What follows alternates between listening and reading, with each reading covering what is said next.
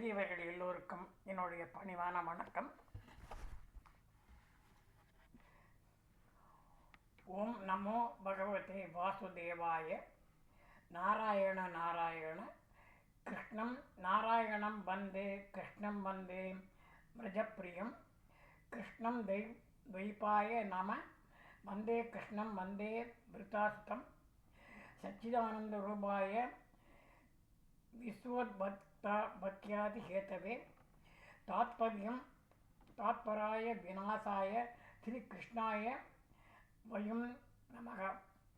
சாந்தாகாரம் புஜகசயனம் பத்மநாபம் சுரேசம் விஸ்வாதாரம் சகல சத்ருசம் மேகவர்ணம் சுபாங்கம் லக்ஷ்மீகாந்தம் கமலநயனம் யோகி தியானகம்யம் வந்தே விஷ்ணும் பவபயகரம் சர்வலோகைக்கநாதம் மேகசியாமம் வீதகௌசேயவாசம் ஸ்ரீவத்சாங்கம் கௌஸ்துபோத்வாசிதாங்கம் புண்ணியோபேதம் புண்டரீகாயதாட்சம் விஷ்ணும் வந்தே சர்வலோகைக்கநாதம். நமஸ்தமஸ்தபூதாய நாமாதிபூதாய பூப்ரதே அநேகரூபாய விஷ்ணவே பிரபவிஷ்ணவே சசங்கச்சக்கரம் சகிரீடகுண்டலம் சபீதவஸ்திரம் சாரசீருடேஷனம் ஆஞ்சநேய மதிபடலாலனம் காஞ்சனாதி கமனீய விக்கிரகம் பாரிஜாத தருமூலம் வாசினம் பாவயாமி பவமான நந்தனம். பெரியவர்களே, ஹனுமனை பற்றி சொல்லப்போனால் பிறந்த இடம் பற்றியே பல்வேறு விதமான கருத்து வேறுபாடுகள் இருக்கிறது. சிலர் கர்நாடகாவில் ஹம்பி பக்கத்தில் உண்டான இடத்தில்தான் அவர் பிறந்தார் என்று சிலர் சொல்கிறார்கள். சிலர் ஆந்திராவில் திருமலை திருப்பதியில் உள்ள அஞ்சனாத்திரி என்ற இடத்தில்தான் அவர் பிறந்தார் என்றும் சிலர் சொல்கிறார்கள். அதைவிட இப்பொழுது இன்னொன்றும் சொல்லப்படுகிறது. பூனாவின் அருகிலே உள்ள இடத்தில்தான் அவர் பிறந்தார் என்று, அவருக்கும் நான் சொன்ன இந்த 3 இடத்திலேயுமே கோயில்கள் இருக்கிறது. இவரை பற்றி ராமாயணத்தில் மட்டுமல்ல மகாபாரதத்திலும் குறிப்புகள் காணப்படுகிறது, நிகழ்ச்சிகள் வருகிறது. பெற்றோர் அஞ்சனா தேவி என்றும் தகப்பனார் கேசரி என்றும் ஆன்மீக தந்தை வாயு என்றும் சொல்லப்படுகிறது. நான் சொன்ன இந்த 3 இடத்திலுமே தனித்தனி சன்னதிகள் எல்லாம் உள்ளன. சிவபெருமான அவதாரமாகவும் இவரை கருதுகிறார்கள். அதை தவிர இவரை சிறிய திருவடி என்றும் அழைப்பார்கள். ராமாயணம் இயற்றப்பட்டு 1000 ஆண்டுகளுக்கு மேலாகவே இவர் அதிக முக்கியத்துவம் பெறுகிறார். வடமொழியில் ஹனு என்றால் தாடை என்று பெயர், மண் என்றால் பெரிதாவது என்று சொல்லப்படுகிறது. அதனாலே இவருக்கு நீண்ட தாடை உடையவர் என்ற காரணத்தினாலே ஹனுமான் என்ற பெயர் வந்திருக்கலாம் என்று சொல்லப்படுகிறது. அதை பற்றி பல்வேறு விதமான கதைகளும் உண்டு. சிறு குழந்தையாக இருந்த பொழுது பழம் சாப்பிட ஆசைப்பட்டு சூரியனை தவறாக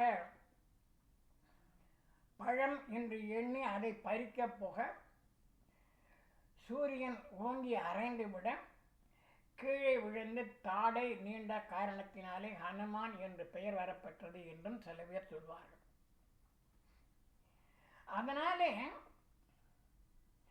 வாயு பகவானவன் வருத்தப்பட்டு தான் எங்கும் காற்று வீசாமல் இருக்க எல்லோரும் மூச்சு திணறி போகிறார்கள். அதனாலே தங்களுடைய எதிர்பாராத விதமாக நடந்த இந்த செயலுக்காக எல்லோரும் வந்து ஹனுமனுக்கு பல்வேறு விதமான வரங்களை தருகிறார்கள். அக்னியினால் எந்த விதமான பாதிப்பும் ஹனுமனுக்கு ஏற்படாது என்றும், அதே போல வருண பகவான் நீரினாலே அவருக்கு எந்த விதமான பாதிப்பும் ஏற்படாது என்றும், இதைப்போல இந்திரன் தண்டாயுதத்தினால் எந்தவிதமான பாதிப்பும் இவருக்கு ஏற்படாது என்றும், இதைப்போல பல்வேறு மக்கள் தேவர்கள் பல வகையான வரங்களை ஹனுமனுக்கு தருகிறார்கள். அதனாலே அமைதி அடைந்து வாயு பகவான் மறுபடியும் வீசத் தொடங்குகிறார். அதனாலே மூச்சு திணறெல்லாம் நின்று போய் எல்லோரும் சாதாரணமாக இருக்க முடிகிறது என்பதாகவும் பல்வேறு விதமான கதைகள் சொல்லப்படுகின்றன. ஹனுமானுடைய பிறப்பிடம் கிஷ்கிந்தை என்று ராமாயணம் சொல்கிறது. திருமலையில் உள்ள அஞ்சனாத்திரி என்ற மலைதான் என்று வேதவியாசர் குறிப்பிடுகிறார். நாசிக்கு அருகே உள்ள அஞ்சனேரி என்ற ஒரு மலையும் இவருடைய பிறப்பிடமாக கருதுகிறார்கள். இப்படி பல்வேறு விதமான கருத்து வேறுபாடுகள் அவருடைய பிறப்பிடம் சம்பந்தமாக இருக்கிறது.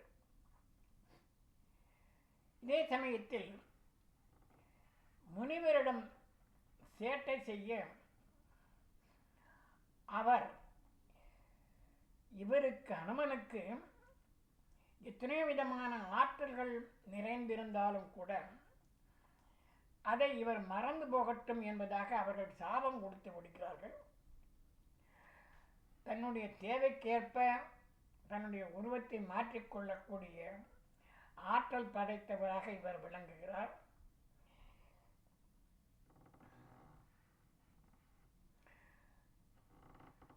சூரியனின் வரம் பெற்றவர்.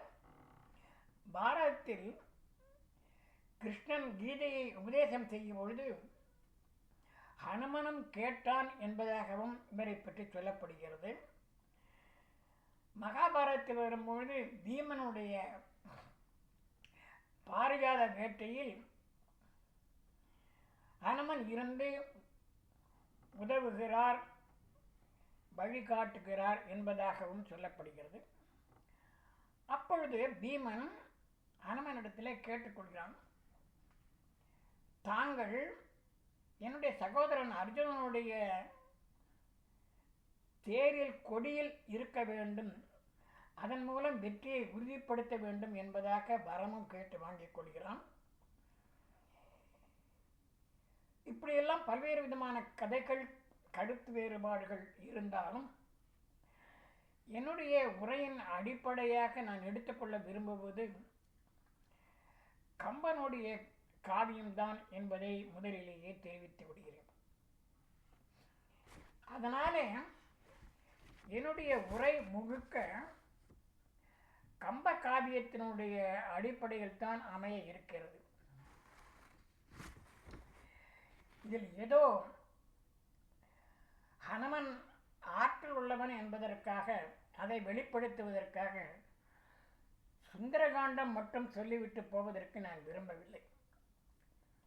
ஏனென்றால் ஹனுமனை கிஷ்கிந்தா காண்டத்திலே அறிமுகப்படுத்திவிட்டு அந்த ராமாயணத்தினுடைய கடைசியிலே ராமனுக்கு முடிசூட்டு விழா நடக்கும் பொழுது கடைசி வரைக்கும் ஹனுமனை பற்றி சிறப்பாக கம்பன் சொல்லிக்கொண்டே போகிறான். அத்துணை அருமையான பாடல்கள் இருக்கிற காரணத்தினாலே அதை எதையும் நான் விட்டு விலகவில்லை என்ற காரணத்தினாலேயும் அந்த பாடல்களை எல்லாம் சொல்லி தமிழினுடைய அருமையும் சிறப்பையும் மேன்மையும் மக்கள் தெரிந்து கொள்ள வேண்டும் என்பதற்காகவே இந்த பதிவினை நான் போடுகின்றேன். கிஷ்கிந்தா காண்டத்தில் ஹனுமனை கம்பன் அறிமுகப்படுத்துகிறான்.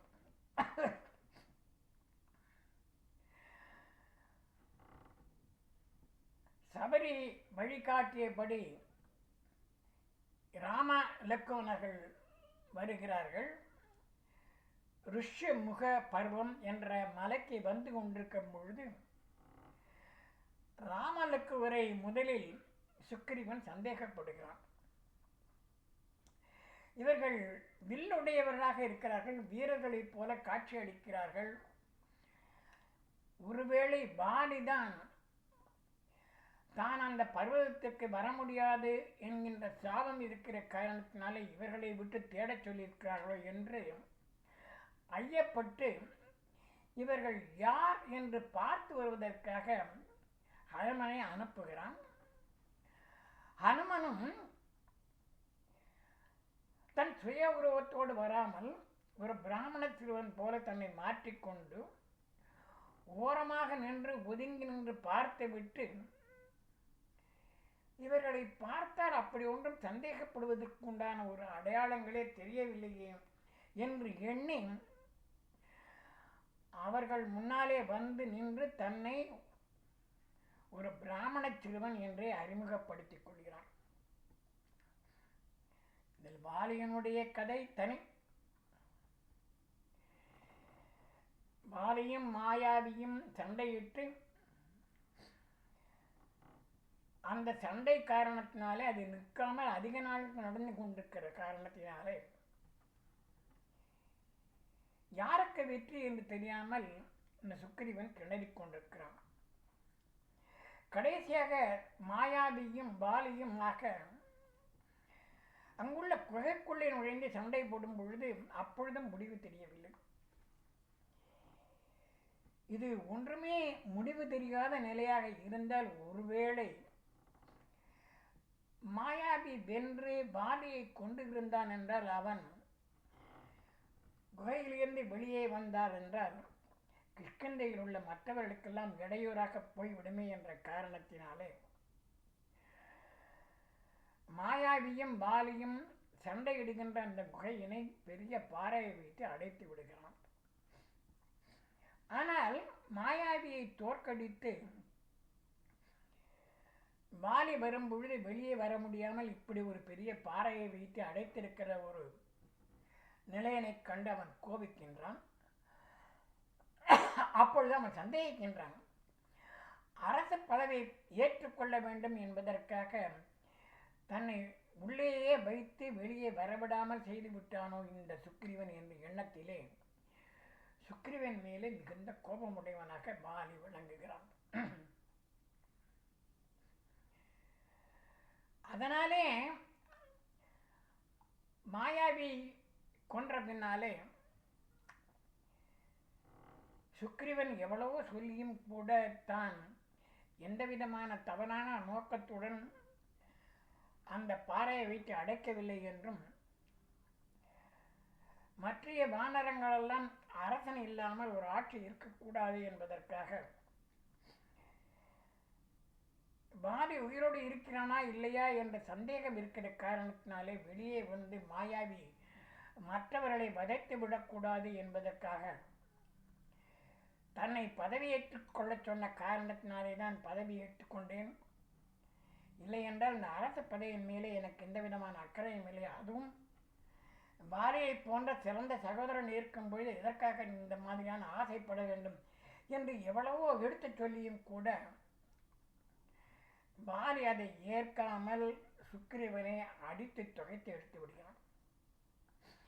அதனாலே வேற வழி இல்லாமல் தப்பித்துக் கொள்வதற்காக இந்த ருஷ்யமுக பருவம் என்கின்ற ஒரு பகுதிக்கு தானும் தன்னை சேர்ந்தவர்களுமாக சேர்ந்து ஒளிந்து கொள்வதற்காக அங்கே போய்விடுகிறான். இந்த ருஷ்யமுக பருவத்திலே பாலியாலே வர முடியாது. அப்படி ஒரு சாபம் அவனுக்கு ஒரு முனிவர் கொடுத்திருக்கிறார். மதங்க முனிவருடைய சாபம் இருக்கிற காரணத்தினாலே பாலியாலே அந்த பகுதிக்கு வர முடியாது என்று இருக்கின்ற காரணத்தினாலே தைரியமாக சுக்கிரீவன் தன்னை சேர்ந்த ஹனுமான் மற்ற நண்பர்களோடு அங்கே போய் தங்கிவிடுகிறான் என்ற அளவிலே இந்த பகுதியை முடித்துக் கொள்கிறேன். நன்றி, வணக்கம்.